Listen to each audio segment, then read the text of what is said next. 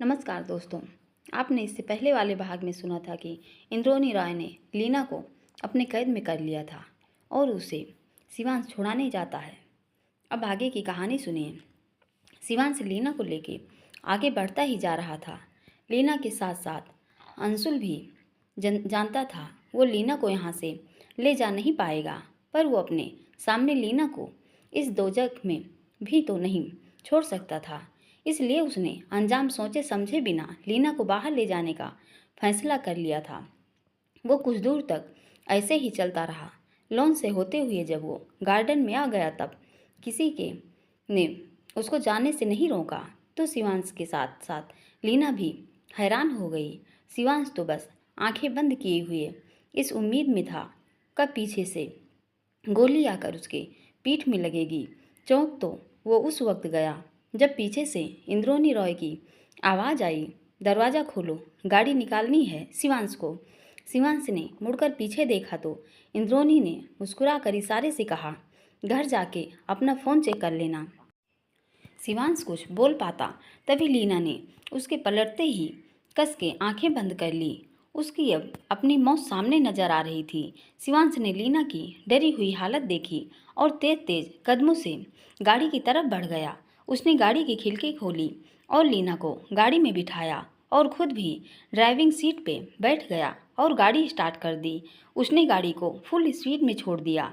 उसको ये समझ नहीं आ रहा था आखिर इंद्रोनी ने इतनी आसानी से लीना को आने कैसे दिया, पर अभी सबसे ज़्यादा ध्यान उसका लीना पर था जो मौत को चकमा देकर वापस आई थी।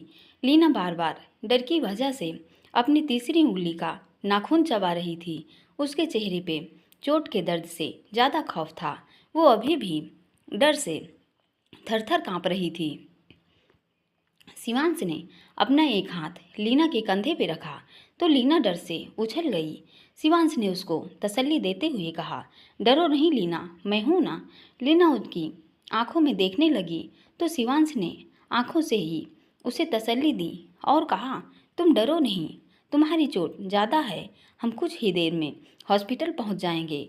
लीना ने उसका हाथ अपने हाथ में लेते हुए कहा, प्लीज़ शिवांश, हमें हॉस्पिटल नहीं जाना, वो फिर से पकड़ लेगी। आप प्लीज़ हमें घर ले चलें। शिवांश ने डरी सहमी सी उस लड़की को देखा जो धीरे धीरे अपना सब कुछ खोती जा रही थी। वो उसको सहारा देना चाहता था, उसके दर्द को समेटना चाहता था, उसको गले लगाकर बोलना चाहता था वो हर एक दर्द से उसको बाहर निकालना देगा। जिस हालत में अभी लीना थी उससे लीना को यही लगता शिवांश उसका फ़ायदा उठा रहा है।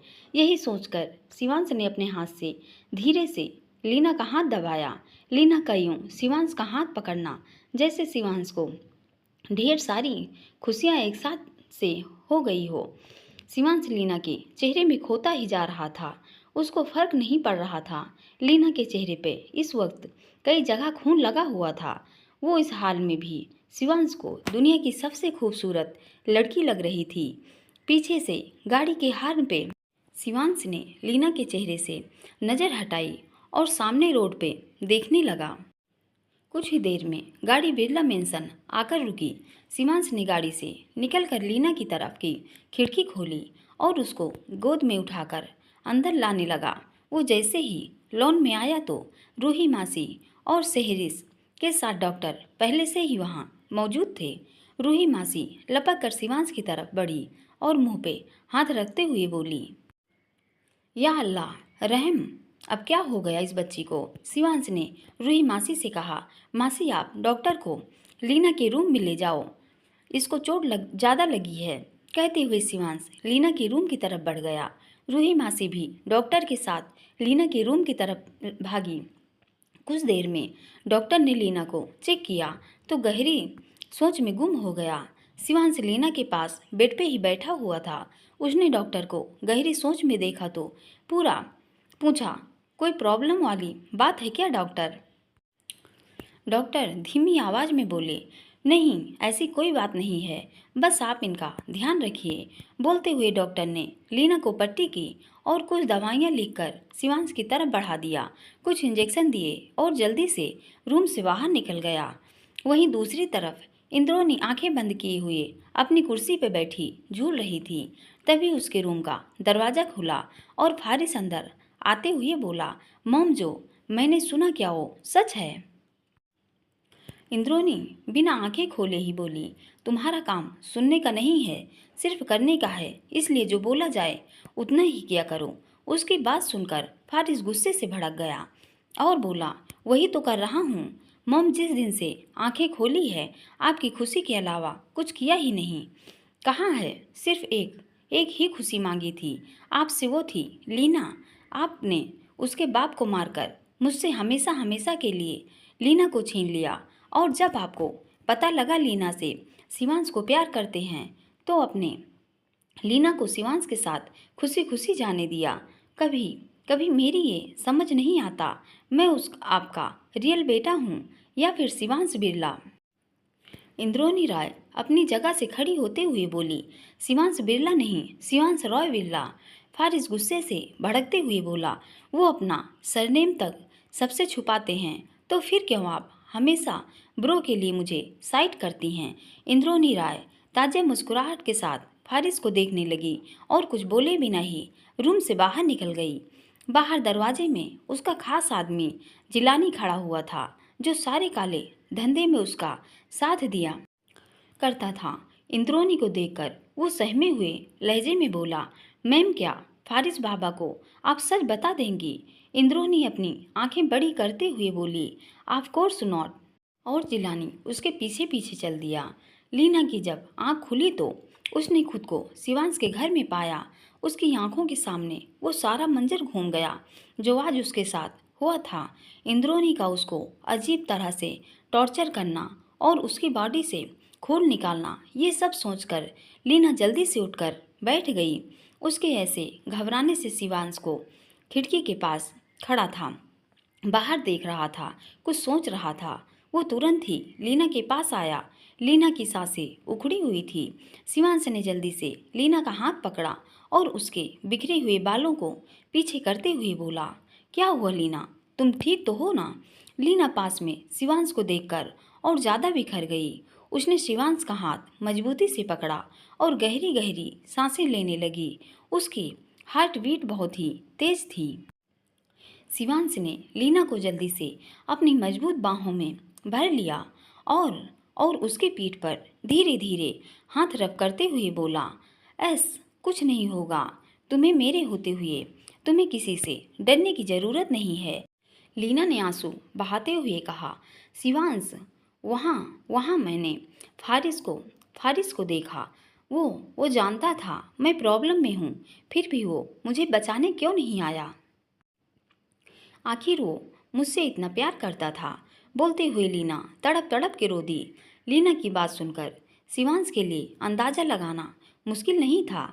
जिस्म पे लगे जख्मों से ज़्यादा उसको दिल का जख्म जला रहा था। उसने लीना को प्यार से सहलाते हुए कहा, ज़रूरी नहीं जिससे हम प्यार करें वो भी हमसे प्यार करे। हो सकता है ऊपर वालों ने तुम्हारी किस्मत में कोई और लिखा हो। लीना अपनी रेड होती हुई नोज को रगड़ते हुए बोली, पर शिवांश, प्यार तो सिर्फ एक ही बार होता है, जो मुझे हो चुका था, अब कभी दोबारा नहीं होगा। बोलते हुए लीना शिवांश से अलग हो गई और उसकी आंखों से आंसू पानी की तरह बहने लगे। शिवांश इस दर्द में लीना को देख नहीं पा रहा था।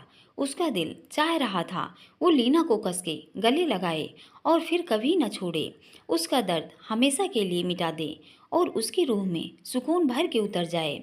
वो लीना को सच बताना चाहता था, अपने दिल का सच।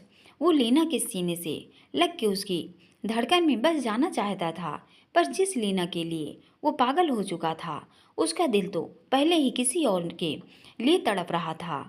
उसने जल्दी से लीना को बेड पे बिठाया और रूम से बाहर निकल गया। रात हो चुकी थी। रूही मासी शिवांश को खाने के लिए बुलाने आई तो उसने अपना खाना रूम में ही मंगवा लिया। उसकी हिम्मत नहीं हुई वो फिर से लीना का सामना करे। वो जब भी लीना के सामने देखता था उसका खुद से काबू खो जाता था। वो ना चाहते हुए भी बार बार वो लीना को अपनी बाहों में जकड़ना चाहता था। रात गहरी हो गई तो लीना भी दवाई खा के सो गई, पर शिवांश अभी भी कमरे में टहल रहा था। उसने ब्लैक हाफ शर्ट और ब्लैक लोअर पहना हुआ था। अपने मन में कहा, ऐसे कब तक परेशान घूमेगा शिवांश? कोई तो उपाय होगा न, जिससे लीना मेरी हो जाए। फिर उसके दिल में सवाल उभरा, क्या मैं लीना को अपने दिल का हाल बयां कर दूं? ये सोचते ही शिवांश के चेहरे पर स्माइल आ गई। फिर वो जल्दी से लीना की रूम की तरफ बढ़ गया। लीना के रूम का दरवाज़ा लॉक था। शिवांश ने पॉकेट से उसकी चाबी निकाली और दरवाज़ा खोलकर रूम के अंदर आ गया। रूम में हल्की लाइट ऑन थी और लीना सोफे पे ही सो गई थी। शिवांश उसके पास फर्श पे बैठ गया। लीना के बाल फर्श तक लटक रहे थे और उसका चेहरा हल्की रोशनी में दमक रहा था। शिवांश ने लीना के बाल उठाकर उसके सीने पे रखे और उसको प्यार से निहारने लगा। उसके चेहरे पे इस वक्त अजीब सी चमक थी। उसने लीना के बालों को सहलाना शुरू कर दिया और अचानक ही उसने लीना के माथे को चूम लिया और अगले ही पल उसके दिमाग में सवाल उभरा, अगर अगर लीना ने मना कर दिया तो? ये सोचकर ही शिवांश अंदर तक डर गया। उसने लीना को गोद में उठाया और अपनी गोद में लेकर बैठ गया।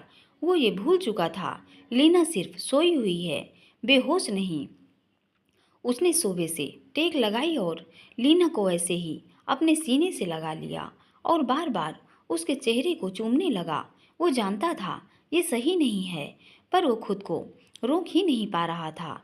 धीरे धीरे उसकी गिरफ्त लीना पे टाइट हो गई। उसने जल्दी से खुद को कंट्रोल किया और अपने बालों से उंगली फंसाते हुए बोला, क्या कर रहा है शिवांश? एक मजबूर लड़की का फायदा तो कैसे उठा सकता है? फिर उसकी नज़र लीना के पीले पड़ते हुए चेहरे पे रुक गई और वो गहरी सोच में गुम हो गया। वो हकलाते हुए बोला, इसका इसका मतलब तो वो लीना से?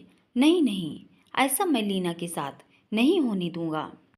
वो अच्छे से जानता था इंद्रोनी और उसके इरादे को वो समझ चुका था। इंद्रोनी अब लीना के खून का क्या करने वाली है? ये सोचते हुए शिवांश ने अपनी आंखें जोर से मीच ली। उसके माथे की नसें तन गई।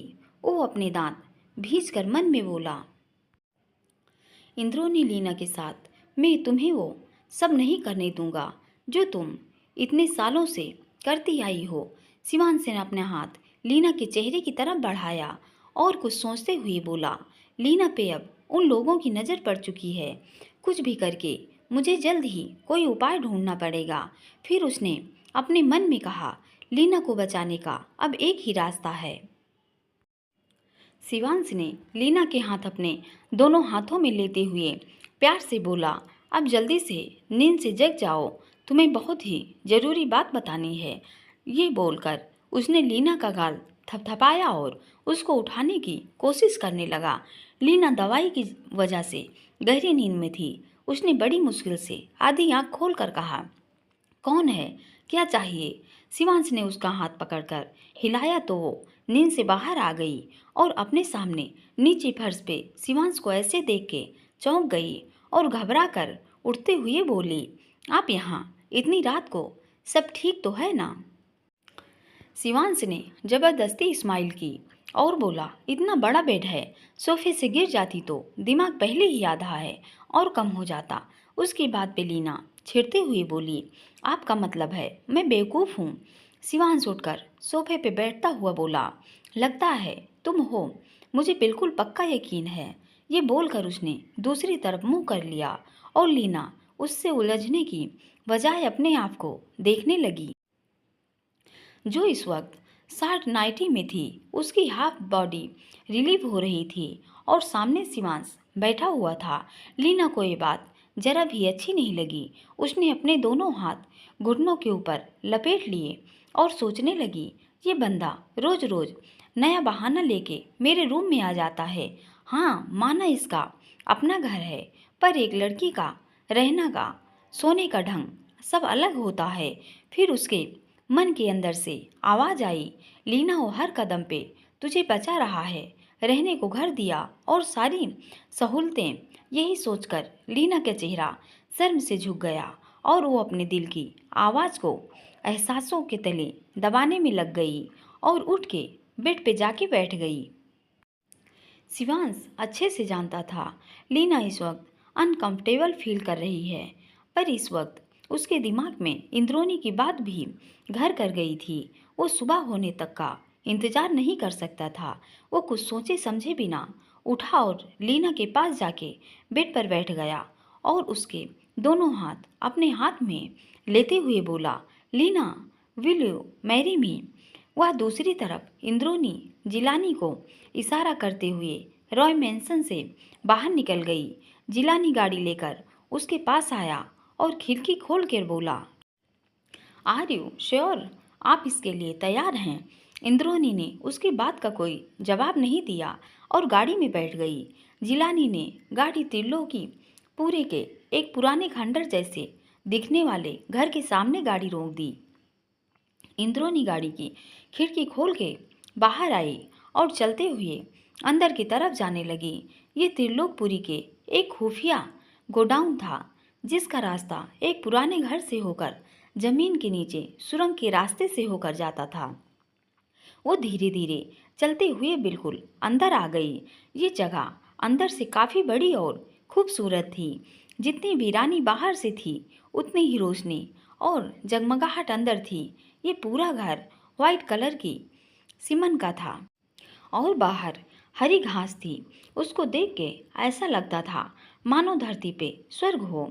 इंद्रोनी चलते हुए घर के अंदर आ गई। वहाँ पे बहुत सारे जवान लड़कियाँ और लड़के बैठे हुए थे।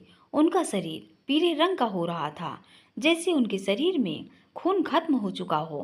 किसी की भी उम्र 40 साल से ज़्यादा और 12 साल से कम नहीं थी। इंद्रोनी उनके सामने से होते हुए एक रूम की तरफ बढ़ गई।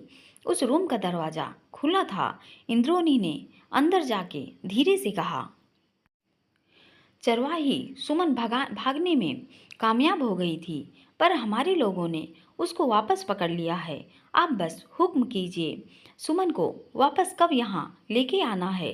सामने जो सिर्फ काले रंग का अंधेरा दिखाई दे रहा था, अचानक ही बहुत सारी लाइट ऑन हो गई। एक लड़की अंधेरे से निकल के सामने आई। उसकी उम्र 28 के आसपास होगी। उस लड़की ने ग्रीन टाइट शर्ट और ब्लैक शॉर्ट्स पहना हुआ था। उसके लंबे लंबे बाल जो कमर तक लटके हुए थे, वो कोई इंसान के रूप में परी थी। वो अपनी भूरी आंखों को पूरा खोलते हुए बोली, क्या तुम मूर्ख हो? तुमको इतना नहीं पता, सुमन ने विवाह कर लिया है और विवाह होने के बाद चरवाही की दुनिया में कोई कदम नहीं रख सकता। ये सुनकर इंद्रोनी के चेहरे पे स्माइल आ गई, पर अगले ही पल उसने वो स्माइल छुपा ली और हामी से सर हिलाकर चरवाही के रूम से निकल गई। बिरला मेंशन शिवांश के सवाल पे लीना के आंसू तुरंत रुक गए और वो अपनी आंखें और मुंह खोल के शिवांश को घूरने लगी। लीना को एहसास हुआ शिवांश ने उसके दोनों हाथों को अपने हाथ में जकड़ा हुआ है।